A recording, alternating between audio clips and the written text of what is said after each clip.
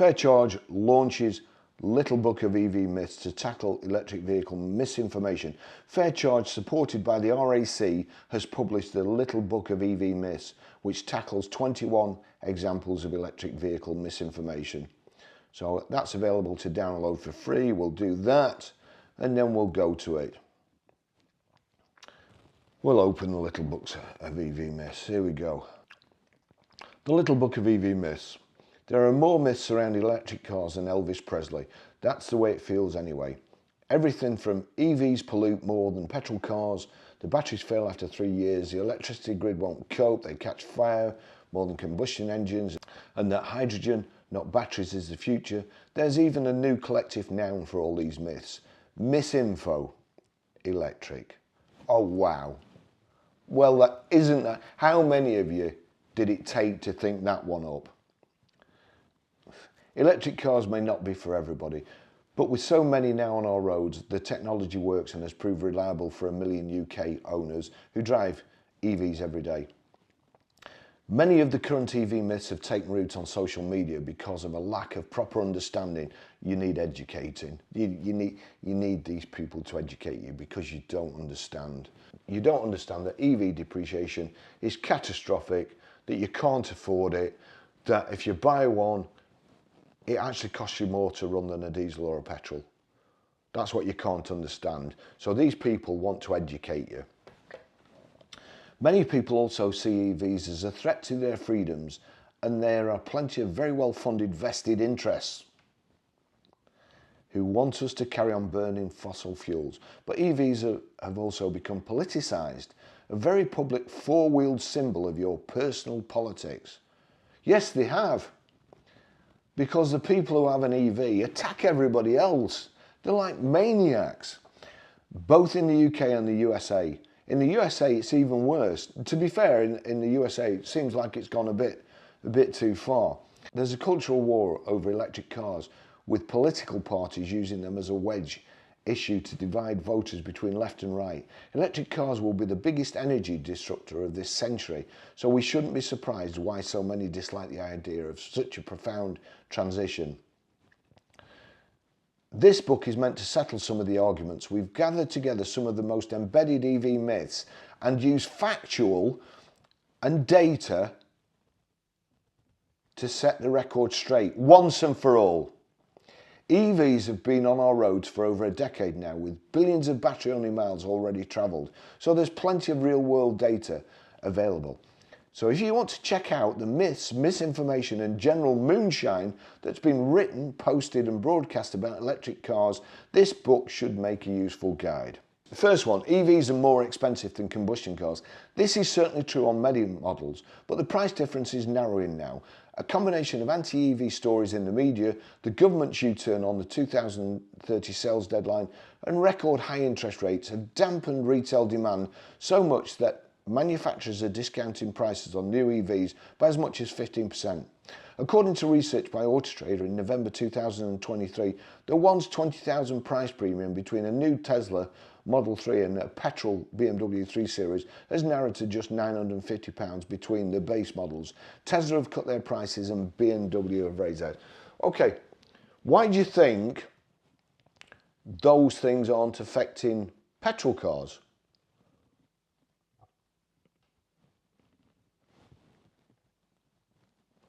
Why do you think petrol cars haven't depreciated?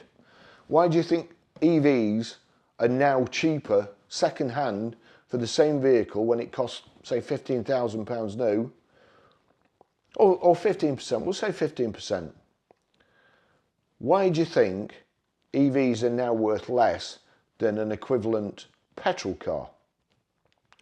Is it because record high interest rates? Why has that only dampened demand on EVs? It's a conundrum, isn't it? Autotrader also report that electric cars are now the fastest selling fuel type on their site, selling in 25 days compared to 31 days for combustion cars. In February 2024, the SMMT reported that sales of used battery electric vehicles almost doubled, up by 90%. In 2024, market research firm Gartner said that by 2027, EVs will be on average cheaper to produce than combustion cars due to lower production costs. Pedro Pacheco? No way, Pedro. Vice President of Research at Gartner said new technology means BEVs will reach ICE cost parity much faster than initially.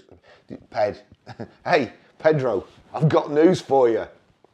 They've already reached price parity and they're lower. Used ones are lower.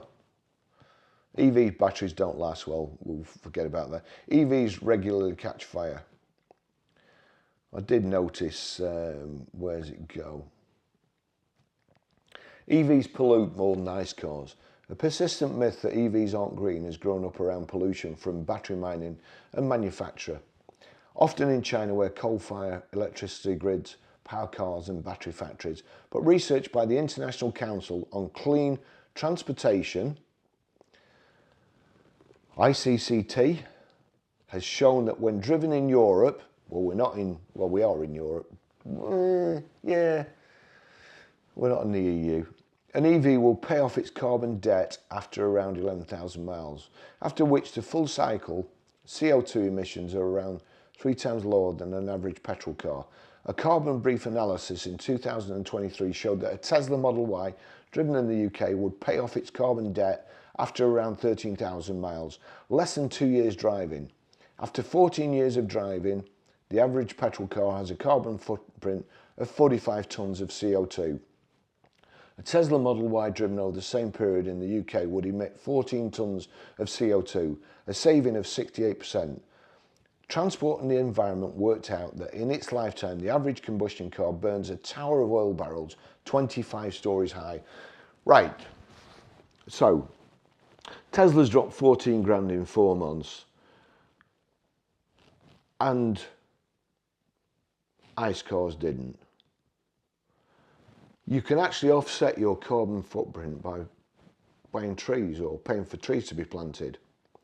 And I worked out with the money lost on an EV, I think you could drive, you could pay it off and you could pay all your mates' cars off as well and be in front. But here, this is the interesting thing. So around 13,000 miles. Even, this is in the little book of EV myths. However, they say 13,000 miles.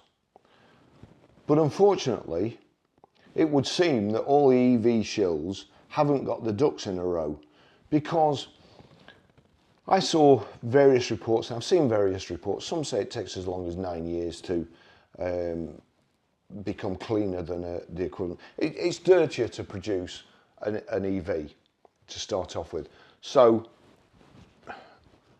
your ICE car is here and your EV is behind when it's produced.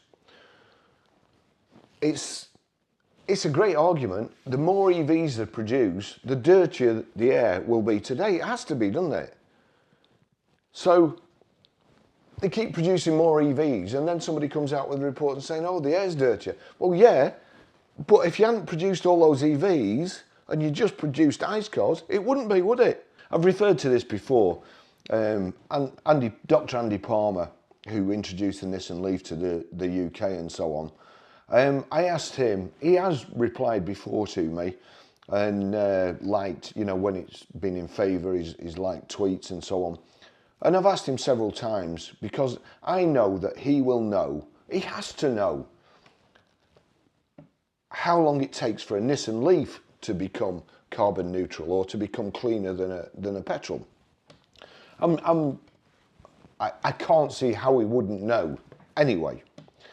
So I asked him and he's not replied. I've asked him time and time again, and I even tried, you know, the old penguin psychology. Look, Doc, if you don't reply, I'm going to assume the worst and that it's a lot more than these people say, because I actually quoted, here we go, look, come on, Doc, even if it's just for the Nissan Leaf, which you introduced, that would be a great help, as honestly, the other EV shills are just making themselves look foolish. Well, they are. There's Quentin there, smiling away. So we'll go to Quentin's report. Are EVs really clean? The idea that a combustion car could be more green than an EV is bizarrely embedded in the internet, fumes Quentin Wilson. It's widely known that manufacturing a combustion car is less carbon intensive than making an EV, though the latter's carbon footprint is declining as more green energy powers assembly plants and car makers reduce rare earths in batteries and electric motors. An EV's carbon debt takes a year and up to 17,000 miles to pay back, depending on the charging grid and how it's driven, explains Wilson. After that, it's in huge credit. So it takes a year and up to 17,000 miles. So what's that? So if you only do 2,000 miles in a year, does it pay it back? Nah. So that's wrong. And up to 17,000. So Quentin here thinks up to 17,000 miles. And he doesn't want anything embedded in the internet. We'll go to the next one. This is, oh, I've already read that. That's the fair charge. So they're thinking 13,000 miles. And then we go to Colin Walker, who's head of transport in the... I'm sorry, I honestly, I cannot help it. He's head of transport in the Climate Intelligence Unit.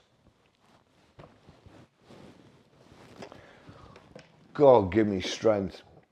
Average age of car when it's scrapped, 14 years. Replacing an old petrol diesel car with a new EV would result in a net reduction in CO2 emissions after driving 20 to 32,000 miles.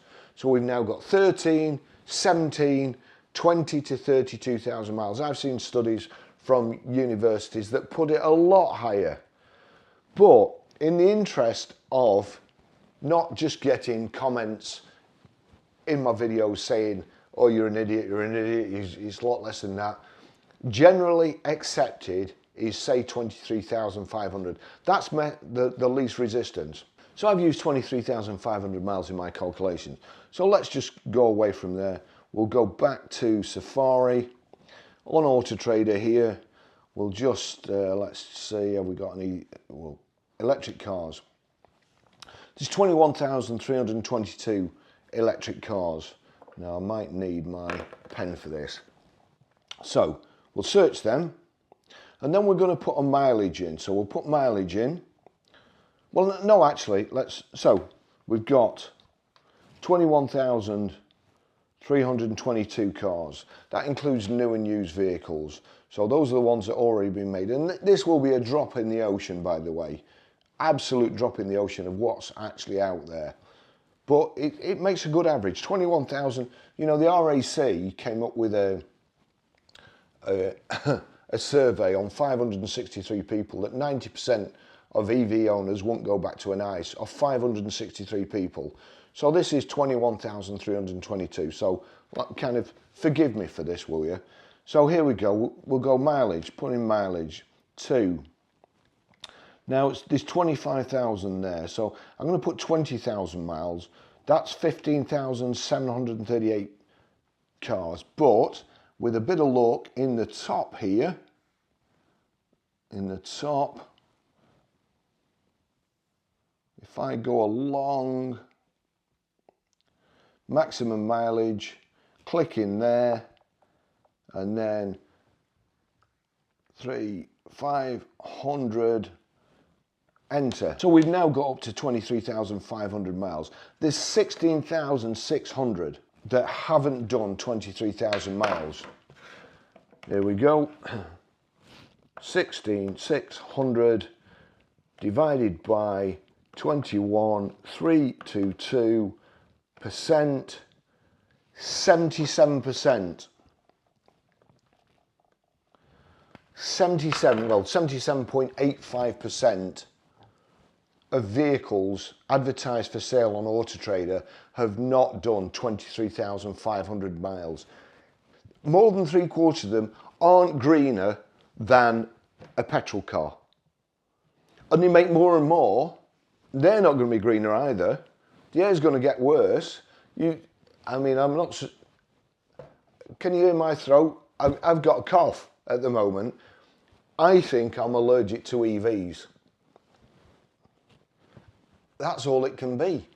I was all right before they started producing all these EVs. Of course, it may be that I've got hoarse making these videos and shouting. That could be it too.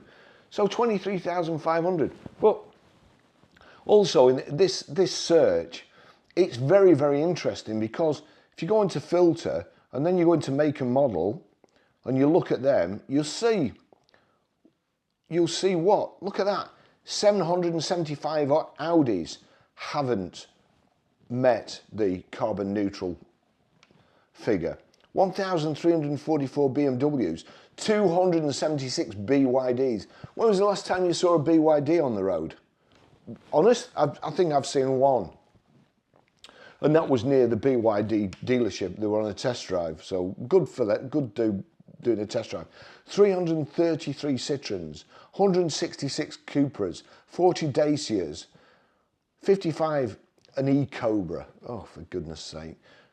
352 Fiats, 8 Fiscas, 466 Fords, 221 Genesis, GWM Aura, fucking shits, or funky cats, or whatever they're called, 69, oh, fair enough. Honda 144, Hyundai 746, Jaguar 376.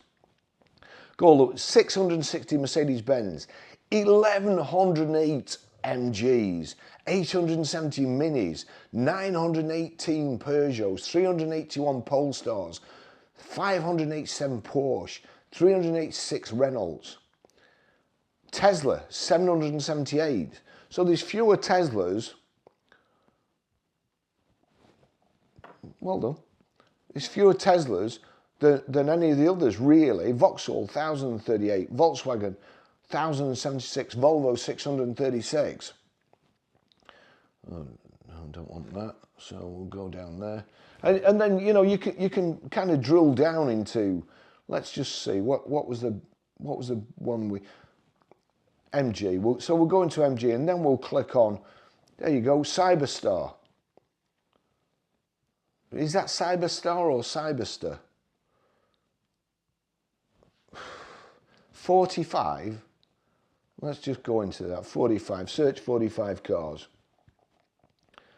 Blimey, look at that. In stock.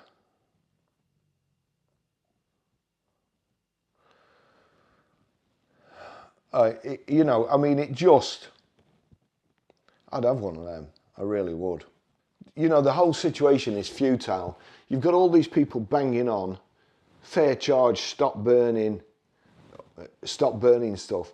You've got them all banging on about the climate, and yet, what are they doing?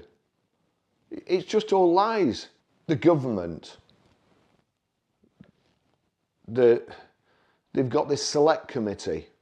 The first thing the select committee, before anything else, before they do anything else, the first thing the select committee has to know is, when does an EV become cleaner than an ICE car? Because if there's 77% of vehicles out there, and this is just a small, this is just the ones for sale on Autotrader. There's 77% of vehicles out there that are dirtier than a petrol or diesel and are actually making our air today dirtier. How can that be right?